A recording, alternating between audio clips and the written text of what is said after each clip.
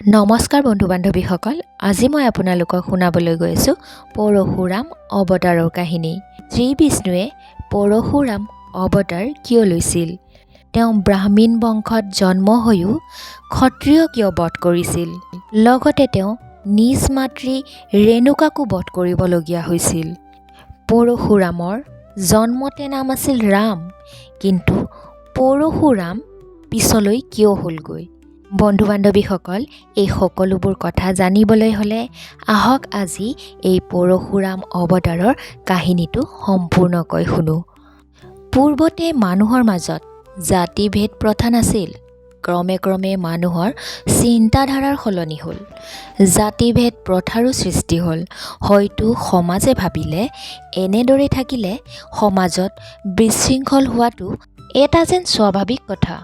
সেয়েহে অৱশেষত সমাজৰ মানুহৰ মাজত 4টা শ্ৰেণীৰ সৃষ্টি হ'ল। তাৰে প্ৰথমটো শ্ৰেণী বা জাতিৰ ওপৰত সমাজৰ সকলো লোকৰে মংগলৰ চিন্তাৰ দায়িত্ব পৰিল। তেওঁলোক পৰিচিত হ'ল ব্ৰাহ্মণ নামেৰে। তাৰে দ্বিতীয়টো শ্ৰেণী হ'ল ক্ষত্ৰিয়। তেওঁলোক হৈছে বুদ্ধিয়ক, তেজস্বী আৰু শক্তিমান। তেওঁলোকৰ ওপৰত দায়িত্ব দিয়া হ'ল দেশৰ স্বাৰ্থ ৰক্ষাৰ ভাৰ আৰু দুষ্ট লোকৰ শাসক। এনেদৰে আন এচাম লোক অতি বুদ্ধিয়ক নহ'লেও শাৰীৰিক শক্তিত তেওঁলোক হ'ল বৰ কৰ্মপটু। তেওঁলোকে নিজ কাৰ্যৰ দ্বাৰা সমাজৰ মহৎ উপকাৰ সাধনত নিয়োজিত হ'ল। তেওঁলোকে সমাজৰ ধন বৃদ্ধিৰ ভাৰ আৰু অভাৱ অভিযোগ পূৰণৰ দায়িত্ব লোৱা এই শ্ৰেণী লোক জনাজাত হ'ল শূদ্ৰ নামেৰে। আৰু আন এটি শ্ৰেণী হৈছে বৈশ্য, যিয়ে বেপাৰ বাণিজ্য কৰে। এনেদৰেই সমাজত সৃষ্টি হ'ল 4টা বৰ্ণৰ। পূৰ্বতে এনেদৰে 4 শ্ৰেণীৰ লোক বিভক্ত হ'ল ঠিকেই, কিন্তু ব্ৰাহ্মণ আৰু ক্ষত্ৰিয়ৰ মাজত কিছুমান কাৰ্যক লৈ মনোমালিন্য চলিবলৈ ধৰিলে। সময়ৰ মূৰত যেন সেই বাক বিতণ্ডিতাবোৰে সীমা চেৰাই গৈ যুদ্ধ বিগ্ৰহতো পৰিণত হ'বলৈ ধৰিলে। ব্ৰাহ্মণসকলে ক্ষত্ৰিয় বালকসকলক সৰুৰে কালৰ পৰা বেদ অধ্যয়ন কৰাৰ কথা কৈছিল আৰু লগতে ব্ৰহ্মচৰ্য ব্ৰত পালন কৰিবলৈও বাধ্যতামূলক যেনেই কৰিছিল। তাকে দেখি ক্ষত্ৰিয়সকল জাঙুৰ খাই উঠিল। তেওঁলোকৰ ধাৰণা ব্ৰাহ্মণসকলৰ দৰে ক্ষত্ৰিয়সকলেও বেদ অধ্যয়ন কৰাটো বেয়া কথা নহয়, কিন্তু ইমান কঠোৰভাৱে ব্ৰহ্মচৰ্য পালন কৰা আৰু ব্ৰাহ্মণৰ শিষ্যত্ব গ্ৰহণ কৰাৰ কোনো প্ৰয়োজন নাই। এইদৰে ব্ৰাহ্মণসকলে ক্ষত্ৰিয়সকলৰ কাৰ্য দেখি মনতে ভাবিলে, যিসকলৰ হাতত সমগ্ৰ ৰাজ্যৰে শাসনভাৰ অৰ্পিত, সেইসকলে এনেদৰে অহংকাৰী, অবিনয়ী আৰু ভোগবিলাসত দিন কটালে প্ৰজাক শাসন কৰিব কেনেকৈ, অথবা তেওঁলোকৰ চিন্তাধাৰাৰে ৰাজ্য পৰিচালনা কৰিলে জনসাধাৰণৰ মংগল হ'ব কেনেকৈ।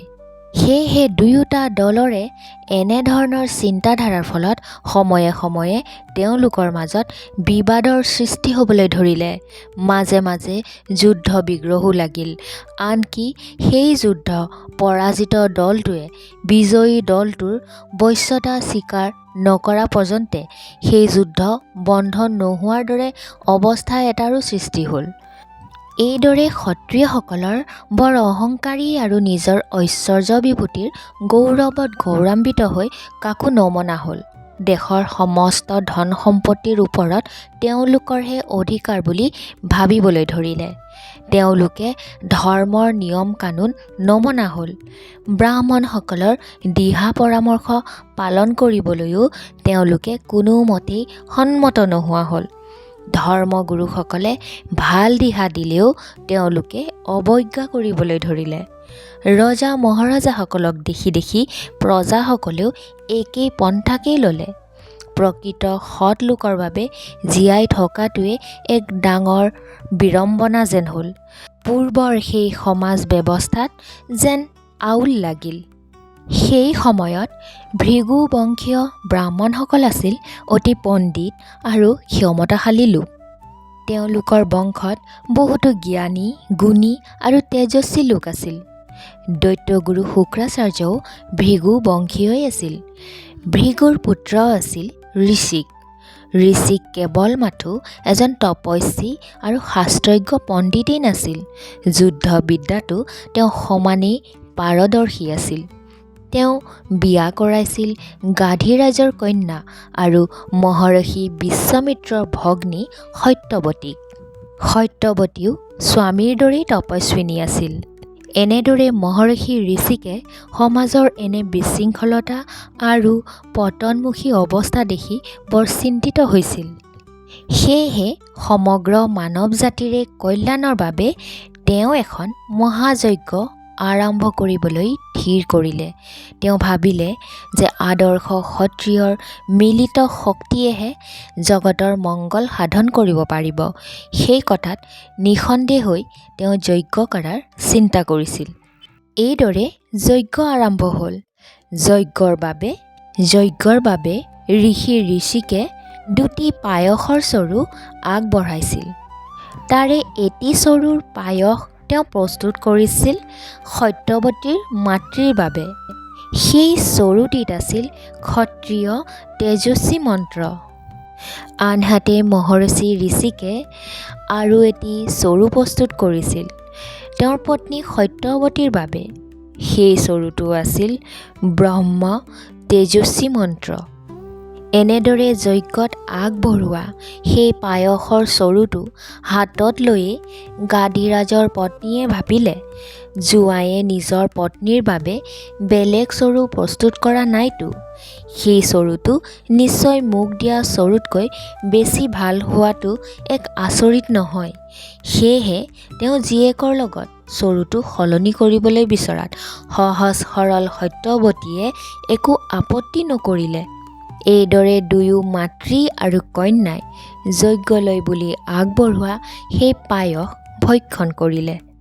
যেতিয়া মহৰ্ষি ঋষিকৰ কাণত সেই কথা পৰিল, তেওঁৰ বৰ খং উঠিল। তেতিয়া ঋষি ঋষকে তেওঁৰ পত্নীক সেই দুয়োটা চৰুৰ মাজৰ পাৰ্থক্য বুজাই দিলে। স্বামীৰ কথা শুনি সত্যৱতীয়ে বৰ ভয় খালে। শান্ত ব্ৰাহ্মণ বংশত উগ্ৰ প্ৰকৃতিৰ ক্ষত্ৰিয় জন্মগ্ৰহণ কৰিব বুলি ভাবি তেওঁ আতংকিত হৈ পৰিল। তেওঁ স্বামীক সেই পায়স ভক্ষণৰ পৰিণাম খন্দাই দিবলৈ কাতৰ মিনতি জনালে। পত্নীৰ এইদৰে সততাৰে কৰা অনুনয় বিনয় শুনি ঋষিকে তপস্যাৰ প্ৰভাৱত সেই ক্ষত্ৰিয় শক্তি তেওঁৰ পুত্ৰৰ পৰা নাতিলৈ পৰিৱৰ্তিত কৰিলে। অৱশেষত ঋষিক আৰু সত্যৱতীৰ এটি পুত্ৰ জন্ম হ'ল। তেওঁৰ নাম হ'ল যমদগ্নি। ঋষি ঋষিকে তেওঁৰ পুত্ৰ যমদগ্নিক নিজেই শিক্ষাদান দিছিল। পিতৃ ঋষিকে যমদগ্নিক ধনুৰ্বিদ্যাত পাৰ্গত কৰি তুলিছিল।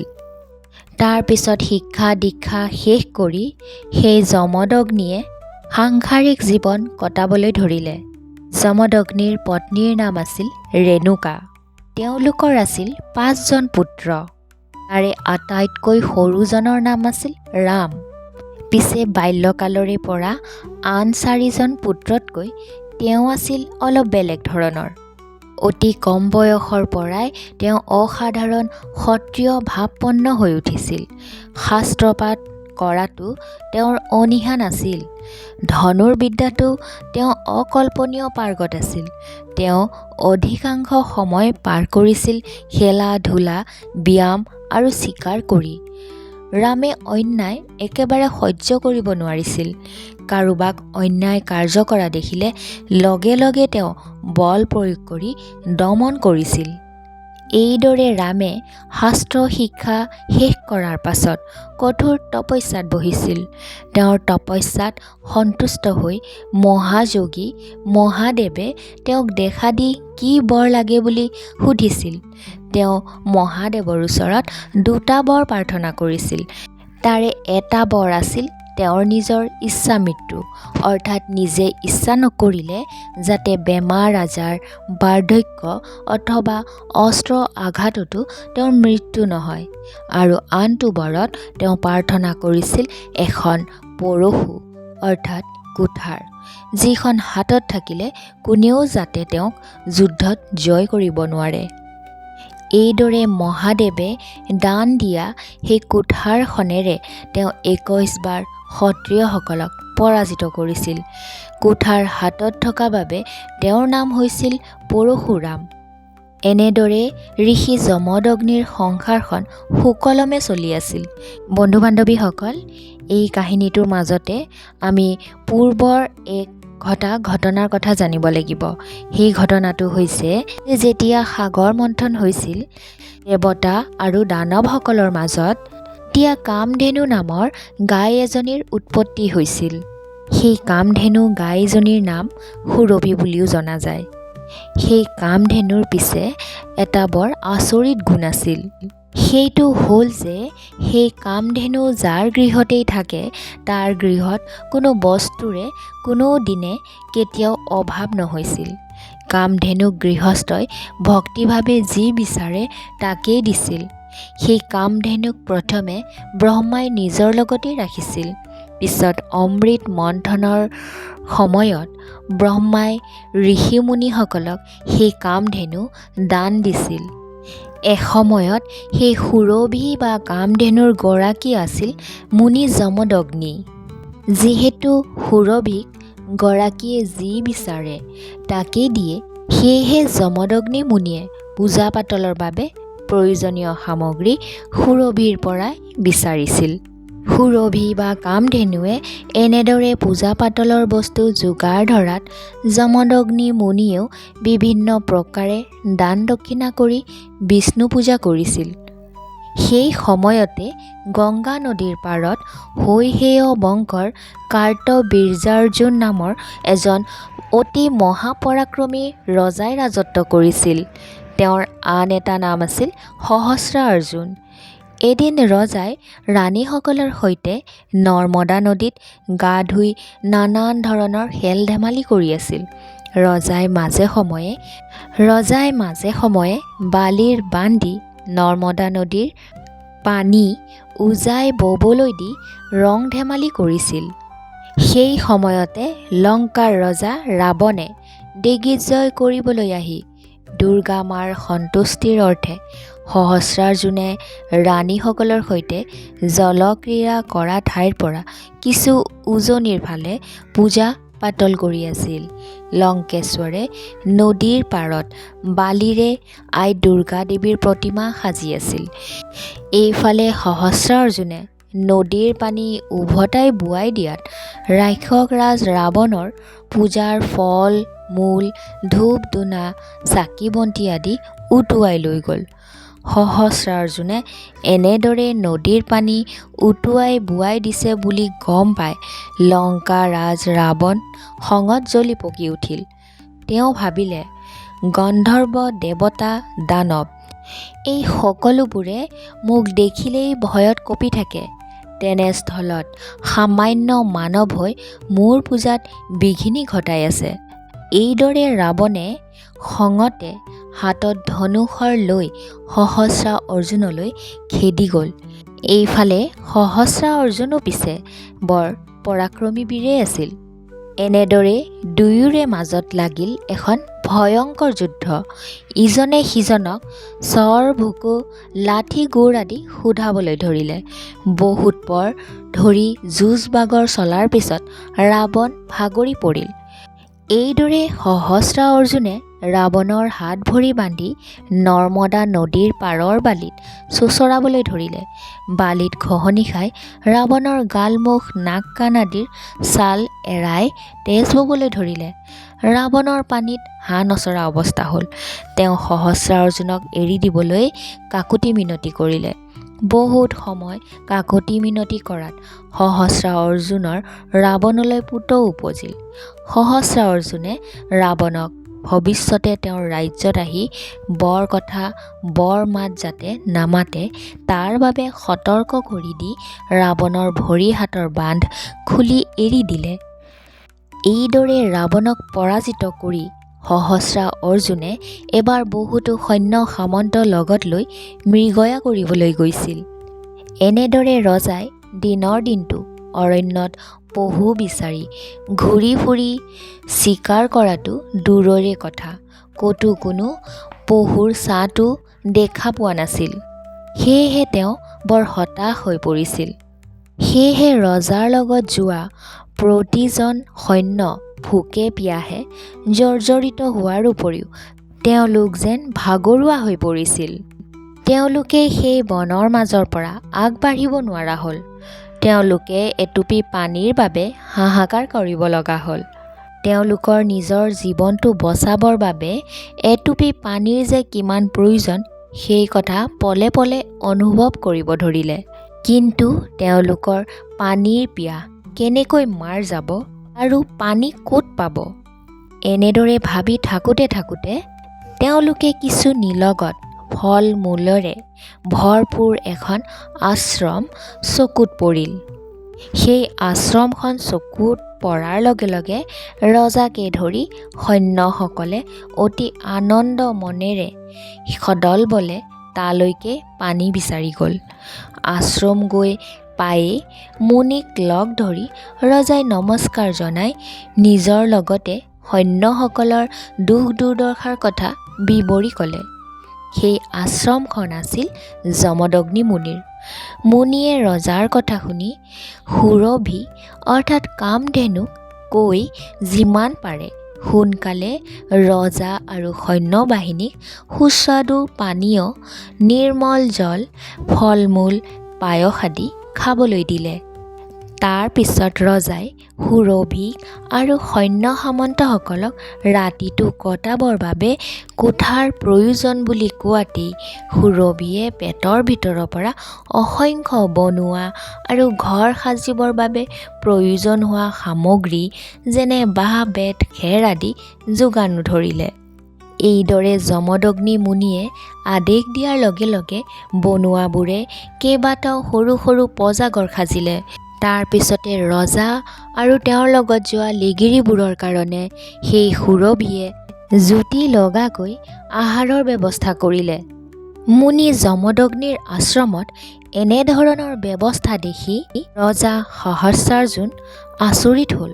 তেওঁ ভাবিবলৈ ধৰিলে যে অৰণ্যৰ মাজৰ আশ্ৰমত থকা ঋষি এজনে কেনেকৈ তেওঁলোকক ইমান ভালদৰে শুশ্ৰূষা কৰিব পাৰে। এনেধৰণৰ কাম এজন মুনিৰ বাবে কেনেকৈ সম্ভৱ হ'ল? মই চাগে ৰজা হৈও এনেধৰণৰ শুশ্ৰূষা কৰাৰ সাধ্য নাই। এনেবোৰ কথা ভাবোঁতে ভাবোঁতে ৰজাৰ ৰাতিটো টোপনিয়ে নাহিল। শেষত ৰজাই ভাবিলে যে মুনিয়ে আমাক এনেদৰে শুশ্ৰূষা কৰিব পৰাৰ আঁৰত নিশ্চয় কিবা গভীৰ ৰহস্য আছে। এই ৰহস্য ভেদ কৰিব লাগিব। পিছদিনাখনৰ কথা। ব্ৰহ্মপুৱাতে ৰজা সহস্ৰাৰ্জুনে শোৱা পাতি এৰি আশ্ৰমৰ কেউকাষে ভালদৰে পৰ্যবেক্ষণ কৰিলে। এনেদৰে আশ্ৰমখন ঘূৰি থাকোঁতে হঠাতে ৰজাৰ চকুত পৰিল গাই গৰু সুৰভিৰ ওপৰত। পূৰ্বতে ৰজাই ইমান সুন্দৰ চেহেৰাৰ আকৰ্ষণীয় গাই গৰু ক'তো দেখা নাছিল। সেয়েহে ৰজাই যমদগ্নি মুনিক প্ৰণাম জনাই গাইজনীক নিজৰ লগত লৈ যাবলৈ অনুমতি বিচাৰিলে। আৰু ৰজাই ভাবিব ধৰিলে যে ইমানবোৰ ধন সম্পত্তি ঐশ্বৰ্য বিভূতি দাস দাসী দান কৰিব পৰা গাইজনী মুনিৰ কি প্ৰয়োজন? এনে এজনী গাই ৰজাৰ ঘৰতহে থকাৰ যোগ্য। কাৰণ ৰজাহে এনে সম্পত্তিৰ অধিকাৰী হ'ব লাগে। এনেদৰে সকলো কথা ভাবি ভাবি ৰজাই সুৰভিক ৰাজধানীলৈ লৈ যাব খোজাত যমদগ্নি মুনিয়েও ক'বলৈ ধৰিলে যে দৈত্য আৰু দেৱতাসকলে সাগৰত অমৃত মন্থন কৰোঁতে পোৱা এই গাইজনী সৃষ্টিকৰ্তা ব্ৰহ্মাৰ পৰা ঋষি মুনিসকলে খুজি লৈছিল। বৰ্তমান পিতামহ প্ৰজাপতিৰ আদেশ মতে সুৰভি এই আশ্ৰমতেই আছে। গতিকে এই গাইজনী কাকো দিয়াৰ অধিকাৰ মোৰ হাতত নাই। সুৰভিৰ ইচ্ছা নহ'লে মই তাইক ৰাখিবও নোৱাৰোঁ আৰু কাকো দিবও নোৱাৰোঁ। সেইকাৰণে সুৰভিৰ ইচ্ছা আৰু অনিচ্ছাৰ ওপৰতে এই সকলো কথা নিৰ্ভৰ কৰিব। এইদৰে যমদগ্নি মুনিয়ে সহস্ৰ অৰ্জুনক সকলো কথা বুজাই দিলে আৰু ক'লে যে হে ৰাজন, এই কথা মোক সোধাৰ কোনো প্ৰয়োজন নাই। এইফালে ৰজাই মুনিৰ কথালৈ গুৰুত্ব নিদি সুৰভিক ধৰি বান্ধি নিজ ৰাজ্যলৈ বুলি নিবলৈ যত্ন কৰিলে। সুৰভিয়ে উপায়হীন হৈ হেম্বেলিয়াই দেহৰ পৰা বহু অস্ত্ৰ শস্ত্ৰ আৰু সৈন্য সামন্ত উলিয়াই দিলে। সহস্ৰ অৰ্জুন সৈন্যবাহিনীৰ লগত যমদগ্নিৰ নেতৃত্বত সুৰভিয়ে সৃষ্টি কৰা সৈন্যবাহিনীৰ মাজত এনেদৰে তয়াময়া ৰণ হ'ল। ৰণত সহস্ৰ অৰ্জুন পৰাস্ত হ'ল, কিন্তু পিছ মুহূৰ্ততে ৰাজ্যলৈ গৈ অসংখ্য সৈন্যবাহিনী আনি পুনৰ যমদগ্নিৰ মুনিৰ লগত যুদ্ধত লিপ্ত হ'ল সহস্ৰ অৰ্জুন। এইবাৰ যমদগ্নি পৰাস্ত হ'ল। সহস্ৰ অৰ্জুনে সুৰভিক নিজ ৰাজ্যলৈ লৈ আহিল। ৰজাৰ সৈন্যবাহিনীৰ হাতত পৰাস্ত হোৱাৰ লগতে সুৰভিক হেৰুৱাবলগীয়া হোৱাত যমদগ্নি মুনিয়ে মনত বৰ কষ্ট পালে। তাৰ পিছত যমদগ্নিয়ে পুত্ৰ পৰশুৰামক মাতি আনি সকলো কথা বিৱৰি ক'লে। বাপেকৰ মুখে সহস্ৰ অৰ্জুনে সুৰভিক লৈ যোৱা কথাটো শুনি পৰশুৰামৰ ভীষণ খং উঠিল। সহস্ৰ অৰ্জুন যে এজন পৰাক্ৰমী ৰজা, সেই কথা পৰশুৰামে ভালদৰে জানে। সেয়েহে পৰশুৰামে গুৰু মহাদেৱক সকলো কথা জনাই হৰগৌৰীৰ পৰা আশীৰ্বাদ ল'বৰ বাবে কৈলাশলৈ গ'ল। তাৰ পিছত মহাদেৱৰ পৰা বৰ লাভ কৰাৰ পিছত পৰশুৰামে শিৱ পাৰ্বতীক পুনৰ সেৱা জনাই হাতত কুঠাৰ আৰু হৰধনু লৈ সহস্ৰ অৰ্জুনৰ ৰাজ্য পালেগৈ। সহস্ৰ অৰ্জুন আৰু পৰশুৰামৰ মাজত তুমুল ৰণ হ'ল। এইদৰে পৰশুৰামে সহস্ৰ অৰ্জুনক তেওঁ শিৱৰ বৰত লাভ কৰা পৰশুৰে কাটি টুকুৰা টুকুৰ কৰিলে। তাৰ পিছত সুৰভিক আনি পুনৰ যমদগ্নি অৰ্থাৎ তেওঁৰ পিতৃৰ হাতত অৰ্পণ কৰিলে। পৰশুৰামৰ এনে কাৰ্যত যমদগ্নি মহা আনন্দ লাভ কৰিলে। এইফালে সহস্ৰ অৰ্জুনৰ 1000 পুত্ৰ আছিল। পৰশুৰামে পিতাকক হত্যা কৰাটো তেওঁলোকেও সহজভাৱে ল'ব পৰা নাছিল। সেয়েহে সিহঁতে আশ্ৰমত পৰশুৰাম নথকাৰ সুযোগ লৈ যমদগ্নিৰ মূৰটো কাটি লৈ গুচি আহিল। যেতিয়া এই কথা পৰশুৰামে গম পালে, তেতিয়া পৰশুৰামৰ ভীষণ খং উঠিল। এইদৰে তেওঁ হাতত পৰশু কুঠাৰ আৰু হৰধনু লৈ পুনৰ যুদ্ধলৈ বুলি ওলাল। এইবাৰ পৰশুৰামে সহস্ৰ অৰ্জুনৰ বংশধৰসকলক কাকো শুদাই নেৰিলে, সকলোকে মাৰি কাটি হত্যা কৰিলে।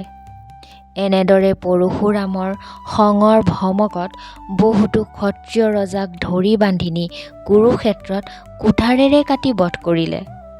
তাৰ পিছত পৰশুৰামে পিতৃ যমদগ্নিৰ কটা মূৰটো সহস্ৰ অৰ্জুনৰ ঘৰৰ পৰা বিচাৰি খুচাৰি আনি মন্ত্ৰৰ দ্বাৰা সঞ্জীৱনী শক্তি প্ৰদান কৰাত যমদগ্নিয়ে পুনৰ প্ৰাণ পাই উঠিল।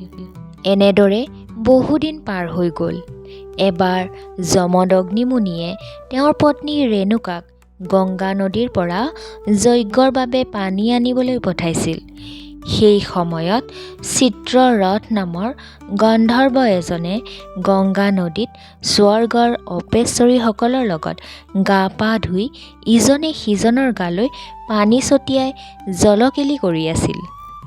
সেয়েহে ৰেণুকাই আপোন পাহৰা হৈ তাকে চাই থাকি বহু সময় নষ্ট কৰিছিল।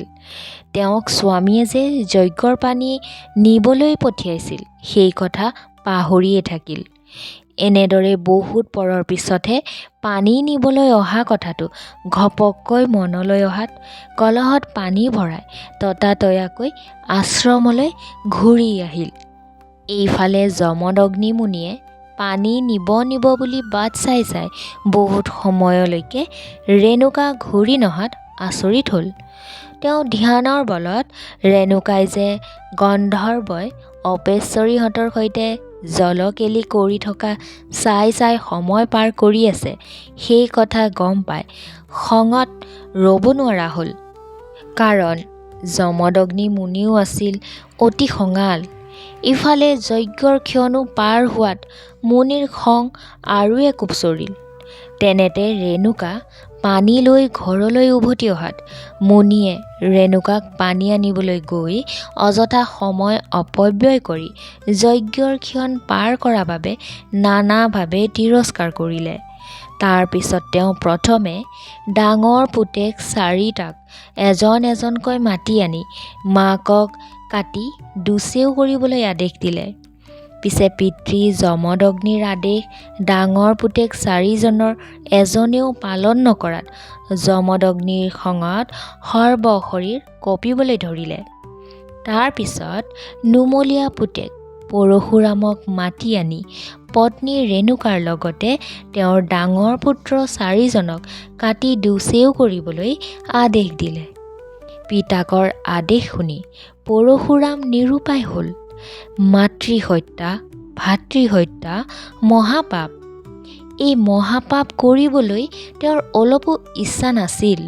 কিন্তু এইফালে আকৌ এই মহাপাপ নকৰোঁ বুলি পিতৃৰ বাক্য পালন নকৰিলে ব্ৰহ্মশাপৰ পৰাও ভয়। বহুত ভাবি চিন্তি শেষত তেওঁ অনিচ্ছা সত্ত্বেও পিতৃৰ বাক্য পালন কৰাৰ সিদ্ধান্ত গ্ৰহণ কৰিলে। পৰশুৰামে কুঠাৰেৰে চাৰি ভাতৃ আৰু মাতৃক কাটিলে। পৰশুৰামৰ কাৰ্যত পিতৃ যমদগ্নি সন্তুষ্ট হৈ কি বৰ লাগে সুধিলে।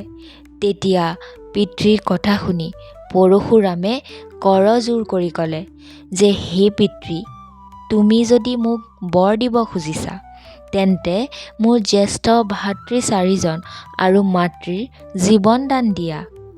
এইদৰে কনিষ্ঠ পুত্ৰ পৰশুৰামৰ কথা শুনি যমদগ্নি মুনিয়ে সঞ্জীৱনী মন্ত্ৰৰ দ্বাৰা মাতৃ ৰেণুকাৰ লগতে তেওঁৰ ককায়েক চাৰিওজনক মৃতদেহত প্ৰাণ সঞ্চাৰ কৰিলে।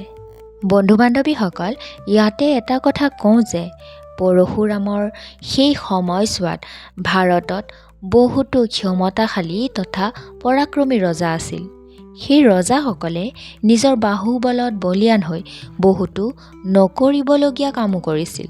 সেয়ে হয়তো অৱতাৰী পুৰুষ পৰশুৰামৰ হাতত অনেক ক্ষত্ৰিয় ৰজা নিপাত হ'ব লগা হৈছিল। এই হয়তো প্ৰকৃতিৰে বিধান। এটা কথা পৰশুৰামে ভালদৰে জানিছিল তেওঁৰ পিতাক যমদগ্নি মুনিৰ কথা। পিতৃৰ আদেশ মতে মাতৃ আৰু ভাতৃক হত্যা কৰিলেও সেই পিতৃৰ দ্বাৰা যে তেওঁলোকক জীৱন দান দিব পাৰিব সেই কথা অৱতাৰী পুৰুষ পৰশুৰামে আগেয়ে জানিছিল। গতিকে এই সকলোবোৰ যেন বিধিৰহে বিধান। পিছে পৰশুৰামে এটা কথা ভালকৈ জানে যে মাতৃবধ মহাপাপ। এনে মহাপাপ কৰা বাবে পৰশুৰামৰ হাতৰ পৰা কুঠাৰখন নেৰা হৈছিল। তেতিয়া পৰশুৰামে পিতৃক সেই সমস্যা সমাধানৰ উপায় বিচাৰিলে। তেতিয়া পিতৃ যমদগ্নিয়ে ক'লে, তুমি মাতৃহত্যাৰ দৰে মহাপাপ কৰিছা। তদুপৰি তুমি এজন ব্ৰাহ্মণ হৈ কেৱল এজন ক্ষত্ৰিয় বীৰে কৰা অপৰাধৰ বাবে অসংখ্য ক্ষত্ৰিয় বীৰক বিনা দোষত বধ কৰিলা। তুমি তোমাৰ শক্তিৰ অপব্যৱহাৰ কৰিছা। গতিকে তুমি ভাৰতৰ সকলো তীৰ্থ ভ্ৰমণ কৰি স্নান আৰু দান কৰা, তেতিয়া তোমাৰ পাপ মোচন হ'ব। এইদৰে পিতৃৰ কথামতে পৰশুৰামে হাতত কুঠাৰখন লৈ ব্ৰহ্মচাৰ্য ব্ৰত পালন কৰি ভাৰতৰ সকলো তীৰ্থ ভ্ৰমণ কৰিলে। এনেদৰে আশ্ৰমে আশ্ৰমে ঘূৰি ফুৰাত তেওঁৰ মূৰত জটা বান্ধিবলৈ ধৰিলে। তথাপিও পৰশুৰামৰ হাতৰ কুঠাৰখন সৰি পৰা নাছিল। উপায়হীন হৈ পৰশুৰাম পুনৰ পিতৃৰ কাষ চাপি ক'লে যে পিতা, মই ভাৰতভূমিৰ সকলো তীৰ্থ ভ্ৰমণ কৰাৰ পিছতো পাপমুক্ত হ'ব পৰা নাই। মোৰ হাতৰ পৰা এতিয়াও কুঠাৰখন সৰি পৰা নাই। পৰশুৰামৰ কথা শুনি যমদগ্নি মুনিয়ে ক'লে যে পুত্ৰ তুমি কৌশল নগৰত থকা বিষ্ণু যখা নামৰ ব্ৰাহ্মণজনক লগ ধৰাগৈ তেওঁৱেই তোমাক পাপ মোচনৰ উপায় দিব। এইদৰে পিতৃৰ কথামতে পৰশুৰামে কুশল নগৰত থকা বিষ্ণু যখা নামৰ লগ ধৰাগৈ তেওঁৱেই তোমাক পাপ মোচনৰ উপায় দিব। এইদৰে পিতৃৰ কথামতে পৰশুৰামে কুশল নগৰত থকা বিষ্ণু যখা নামৰ ব্ৰাহ্মণজনক লগ ধৰিলেগৈ। বিষ্ণু যখা ব্ৰাহ্মণক সেৱা জনাই পৰশুৰামে নিজৰ পৰিচয় দি নিজৰ জীৱনত ঘটা সকলো কথা বিৱৰি ক'লে, লগতে পাপ মোচনৰ উপায় বিচাৰিলে। পৰশুৰামৰ কথা শুনি বিষ্ণু যখা ব্ৰাহ্মণে ক'লে যে তুমি পূব ফালে গৈ গভীৰ অৰণ্যৰ মাজত থকা ব্ৰহ্মকুণ্ডত স্নান কৰিলেহে মাতৃ হত্যাৰ দৰে মহাপাপৰ পৰা মুক্ত হ'ব পাৰিবা। বিষ্ণু যখা ব্ৰাহ্মণৰ কথামতে পৰশুৰাম পদব্ৰজে পূব দিশে আগবাঢ়িল। বহুদিন অশেষ কষ্ট কৰি হাবি জংঘলৰ মাজেৰে গৈ গৈ বৰ্তমান অৰুণাচল প্ৰদেশত অৱস্থিত ব্ৰহ্মকুণ্ডত স্নান কৰাৰ লগে লগে পৰশুৰামৰ হাতৰ কুঠাৰখন সৰি পৰিল। সেয়েহে পৰশুৰামে স্নান কৰি পাপমুক্ত হোৱা এই কুণ্ডটো পৰশুৰাম কুণ্ড হিচাপে বিখ্যাত হ'ল আৰু ঠাইখন পবিত্ৰ তীৰ্থস্থানলৈ ৰূপান্তৰ হ'ল। সেইকাৰণেই প্ৰতি বছৰে ভাৰতৰ বিভিন্ন ঠাইৰ পৰা হাজাৰ হাজাৰ তীৰ্থযাত্ৰীয়ে এই পৰশুৰাম কুণ্ড চাবলৈ আহে। পৰশুৰাম কুণ্ডৰ এক জনবিশ্বাস মতে যি মানুহে নিজে কৰা বেয়া কামৰ বাবে অনুতপ্ত হয় তেওঁৰহে পাপ মোচন হয়। অৱশ্যে এনেদৰে অনুতপ্ত হোৱা লোকে ব্ৰহ্মপুত্ৰত ঔচকা অষ্টমীৰ দিনা স্নান কৰি মানসিক প্ৰশান্তি লাভ কৰিব পাৰে। আৰু সেই ঔচকা অষ্টমী হৈছে চ'ত মাহৰ শুক্লা অষ্টমী তিথিৰ দিনটো। বন্ধু বান্ধৱীসকল, এয়াই আছিল শ্ৰী বিষ্ণুৰ অংশ পৰশুৰাম অৱতাৰৰ কাহিনী। এই কাহিনীটো শুনি আপোনালোকৰ কেনেকুৱা লাগিল মতামত জনাবলৈ নাপাহৰিব। কমেণ্টত জয় শ্ৰীকৃষ্ণ বুলি লিখিলেই হ'ব। যদি কাহিনীটো শুনি ভাল লাগিছে লগ বন্ধুৰ মাজত শ্বেয়াৰ কৰিবলৈ একেবাৰে নাপাহৰিব। আৰু কোনোবা বন্ধু বান্ধৱী যদি মোৰ এই চেনেলটোলৈ নতুনকৈ আহিছে তেনেহ'লে চেনেলটো ছাবস্ক্ৰাইব কৰি ৰাখিব। তেতিয়াহে এনেকুৱা ধৰণৰ কাহিনীবোৰ আপোনালোকে এই চেনেলটোৰ মাধ্যমেৰে শুনি থাকিবলৈ পাৰিব। তেনেহ'লে আজিলৈ আহিছোঁ। জয় শ্ৰীকৃষ্ণ।